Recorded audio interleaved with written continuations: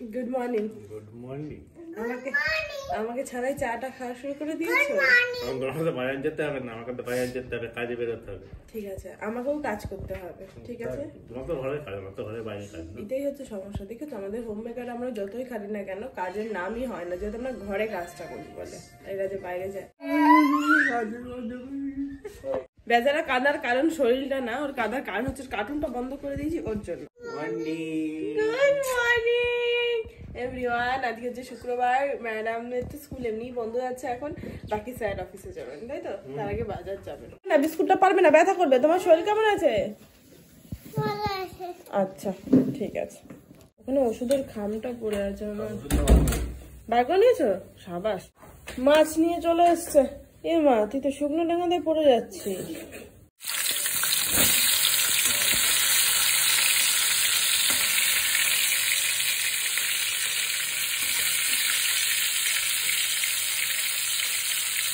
অনেকদিন পরও তেলাপিয়া মাছটা এনেছে। তেলাপিয়া মাছটা না খেতে খুব ভালো লাগে। এই যে সর্ষে ভিজিয়ে দিই, সর্ষে দিয়ে করবো। আর এখানে মাম্মামকে একটুখানি ডাল খাওয়াবো।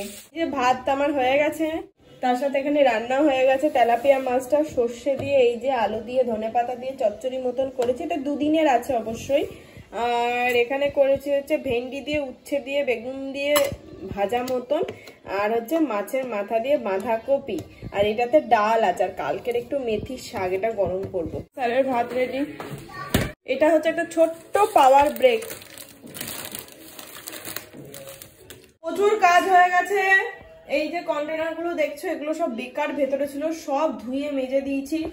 আর এই যে ভেতরটা পুরো ঝেড়ে ঝুড়ে মোছা হয়ে গেছে, সব ফাঁকা হয়ে গেছে।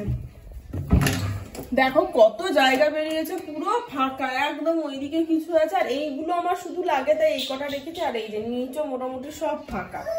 আজকে মোটামুটি রান্নাঘরের কাজ শেষ, এরপর একদিন এইগুলোকে মুছে দেবো, ব্যাস। স্নান করে ফ্রেশ হয়ে নিয়েছে। আজকে প্রচুর কাজ হয়ে গেছে। ওর বাবাও অফিসে চলে গেছে, মেয়েরও খাওয়া হয়ে গেছে, শুধু আমিই পড়ে আছি। 2:30 মতন বাজে, এবার খাবো। অ্যাকচুয়ালি কি হয়েছে, ধুলো টুলো ঘাটছিলাম, যেসব কৌটোগুলো লাগবে না ফেলে দিয়েছিলাম, সব বার করেছিলাম ভেতর থেকে। এবার ওই মুহূর্তে বারবার তো আর ফোন ধরা সম্ভব না, যেহেতু হাতে পুরো ঝুল মাকুসা লেগে। ফোনটা মেয়েও ধরে মাঝে সাঝে, ওর জন্য, নাহলে ফোনটাকে স্যানিটাইজ করতে হবে, তাই আর তোমাদের সাথে শেয়ার করতে পারিনি। অনেক কিছু ফেলে দেওয়া হয়েছে, বাটি কৌটো কাটা, এইগুলো লাগবে না, এগুলো জাস্ট খোলাই পড়েছিল ওখানে। মাকড়সা আরশোলা ঝুল হয়ে গেছে, তাই সব মেজে এখানে রেখে দিয়েছি। ওপরে তুলে দেবো পরে। আর যেগুলো লাগবে সেইগুলোকে রেখে দিয়েছি। ভেতরটা ঝাড়ু দিয়ে মোছা পুরো পরিষ্কার হয়ে গেছে। যা হয় আর কি, রান্নাঘর ধরলে হাফ বেলা চলে যায়। এবার নিজে খাবো। আর ওই যে ওপরটা দেখছো, ওই ওপরটাও পরিষ্কার করতে হবে। ওইগুলো সব খোলা খোলা রয়েছে, খোলা থাকলে না বেশি নষ্ট হয়।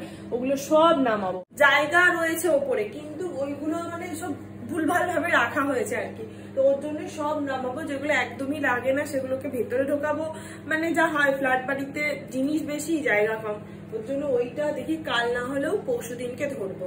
সকাল থেকে ব্রেকফাস্টটাই হয়নি, খিদেতে পেট একবার গুড়গুড় গুড়গুড় করছে। ও আর একটা কথা, যেটা তোমাদের সকালে উঠে আপডেট দেওয়ার কথা ছিল, সেটা হচ্ছে স্যার ঠিক আছেন। রাতে আমার টেনশনে ঘুম হয়নি। একদিকে মেয়েটা বুকে জ্বর, গা পুড়ে যাচ্ছে, বুকের মধ্যে রয়েছে, ওই হিটে শুয়ে রয়েছি। আর স্যার ও ঘুমাচ্ছে, আর আমার একটা ভেতরে টেনশন হচ্ছে।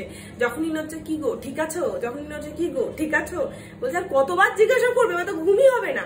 একটা হয় না টেনশন কাজ করে। অ্যাকচুয়ালি আমাদের অনেক সমস্যা হয়, ওরা হ্যান্ডেল করে নেয়, বাট ছেলেদের যখন কিছু হয় না বাড়ি, একটা ভয় লাগে না, কিছু হলে কি করব না করব। তো ওর জন্য কালকে টেনশনে আমার হাফ ঘুমই হয়নি।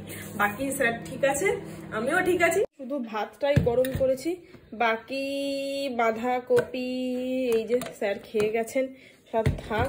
আর মাছ আছে তো জানোই, আর এই যে শাকটা দিয়েই মেয়েকে খাইয়েছি, একটু আছে আর ভাজা। চলো। আর এই যে ও গাড়ির চোখগুলো কাগজটা ছিঁড়ছে আর লাগাচ্ছে। মাম্মাম শান থেকে ওঠ না, ছেড়ে দাও, তুমি ওঠো, আমি গান দিচ্ছি। দেখ পাপা অফিস করে বাজার নিয়ে চলে আসলো। আমার মানে পাউরুটি দেখলে কি আমার কথা মনে পড়ছে? ডেসক্রিপশন দিয়েছো এত সুন্দর। কি পাউরুটি? কোয়ার্টার পাউরুটি। আগে কি ছিল? কোনো সময় ওকে বলা যাবে না।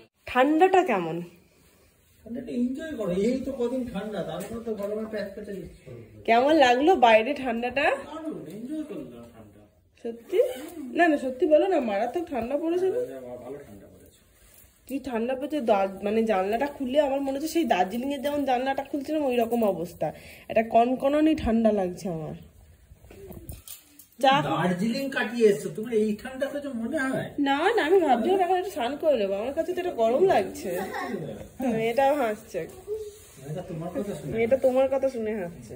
কার কথা শুনে হাসছিস? মায়ের কথা না আমার কথা? মায়ের কথা। সত্য এইভাবে যা কথা কেনা। খুব ইচ্ছা করছে রাত্রিবেলাকে এক বালতি জলে স্নান করাতে। ছেড়ে যাবে। সেরে যাবে তো? বেটা ছেড়ে যাবে। ঠিক আছে, তুমিও তোমার ছোট্ট ছোট্ট ছানাপোনাদের বলে দাও যে সকল বন্ধুরা তোমরাও বলো, বন্ধুরা তোমাদেরও শরীর খারাপ করলে ওষুধ কিন্তু খেয়ে নেবে। বন্ধুরা ওষুধ খেয়ে নেবে, লাগবেন খেয়ে নেবে। হ্যাঁ, ওষুধ খেলে সব ব্যথা সেরে যাবে। হ্যাঁ। ঠিক আছে?